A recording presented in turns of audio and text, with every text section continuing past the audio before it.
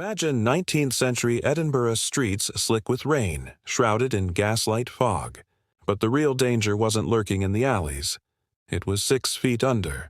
People guarded the graves of their loved ones with spring-loaded guns, hired armed watchmen, and built heavy iron cages called mort safes. Why? Because the dead weren't safe. This is the terrifying story of the Resurrection Men, the body snatchers whose brutal trade terrified a generation and secretly fueled the birth of modern medicine. To understand the monster, you must understand the need. The 19th century was the golden age of surgery. Doctors were finally understanding the human body, but this required constant dissection. The problem, the law. The 1752 Murder Act allowed bodies of executed murderers to be used for anatomy. This was meant as a final, dreadful punishment. But here was the fatal flaw. The number of students eager to learn anatomy was in the thousands. The number of murderers hanged each year was in the tens. In London alone, colleges legally required over 500 bodies annually. The shortage was catastrophic. This vacuum, this desperate need for flesh, created the most macabre black market in British history. A single fresh corpse could be sold for 10, more than a skilled laborer earned in several months. The financial incentive was too great. Body snatching became a profession. The resurrectionists were masters of efficiency, speed, and silence. They worked in small, tightly knit gangs. Their goal, to get the body out undamaged and unseen. They would avoid iron spades using wooden shovels which made less noise. They targeted fresh graves, digging down only to the head of the coffin. Using a special crowbar, they would crack the lid just enough to slip a rope around the corpse's shoulders. Then, with a quick, hard pull, the body was resurrected, yanked straight out.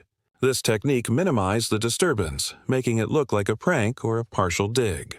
The whole process took less than an hour. But here's the crucial detail. They stripped the corpse naked. Why? Because the clothes were legally considered property, and stealing them was a transportable felony punishable by death. Stealing a body, that was just a minor offense. They stuffed the naked body into a sack and delivered it to the anatomists. The next morning, families found the devastating proof, the awful violation of the grave. For years, resurrectionists were merely thieves. But the insane profits eventually led 2 men to skip the hard work altogether and turn to murder. Meet William Burke and William Hare, 2 Irish immigrants in Edinburgh. Their trade began by accident. They sold the body of a lodger who died naturally to the famous anatomist Dr. Robert Knox for £70. That 7 was too easy. Over the next 12 months, 1827 to 1828, they lured at least 16 vulnerable victims, the poor, the sick, and travelers, to their lodging house. They would get them drunk and then suffocate them. Their method left no visible marks, resulting in the perfect, fresh specimen Dr. Knox desperately craved. This murder technique became chillingly known as burking. The scheme unraveled when their final victim was discovered hidden under a bed. Hare turned king's evidence. Burke was convicted, hanged, and in the ultimate act of gruesome justice, his body was publicly dissected before a massive crowd. His skeleton stands in the Anatomy Museum of the University of Edinburgh today, a chilling exhibit, a permanent testament to the cost of medical progress. The nation was horrified. The public outcry over Burke and Hare was deafening. The government could no longer ignore the system that created such monsters. The solution arrived in 1832 with the Anatomy Act. This landmark legislation completely changed the supply chain. It legalized body donation, but its most impactful and controversial provision was this. It authorized workhouses and hospitals to hand over the unclaimed bodies of paupers for dissection. In a cruel twist of irony, the burden of supplying medical science was simply transferred from the criminal underworld to the poorest and most marginalized in society. Dying poor now carried a posthumous punishment. But it worked. The legal market was flooded with cadavers, and the resurrectionist business model collapsed overnight. The ghouls of the graveyard were unemployed. The legacy of the resurrectionists is complex. We rightly condemn the terror they inflicted.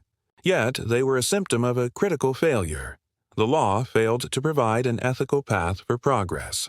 The bodies they stole, however ghastly the means, contributed to the anatomical breakthroughs that underpin every modern surgical procedure today.